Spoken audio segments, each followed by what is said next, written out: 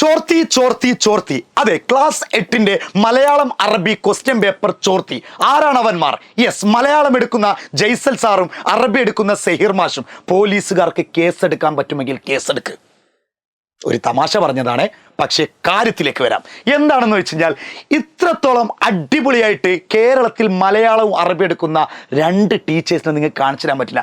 മലയാളം എടുക്കുന്ന ജയ്സൽ സാറും അറബി എടുക്കുന്ന സെഹീർ മാഷും ഇത്രത്തോളം എക്സ്പെർട്ടുകൾ. ഇവരാരെന്നറിയുന്നുണ്ടെങ്കിൽ നിങ്ങളുടെ ചേട്ടന്മാരോടും ചേച്ചിമാരോടൊക്കെ ചോദിച്ചാൽ മതി.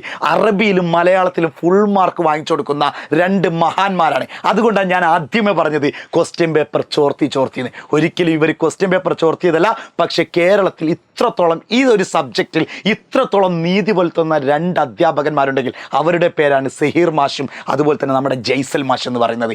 ഇന്നത്തെ ലൈവ് കണ്ടു കഴിഞ്ഞാൽ നിങ്ങൾക്ക് മനസ്സിലാവും നാളത്തെ ക്വസ്റ്റ്യൻ പേപ്പർ ഇവർ ചോർത്തിയിട്ടുണ്ടോ ഇല്ലയോ എന്നുള്ള. കാരണം ചോർത്തിയതല്ല, സബ്ജക്റ്റിൽ എക്സ്പേർട്ടാണ് ഇവർ.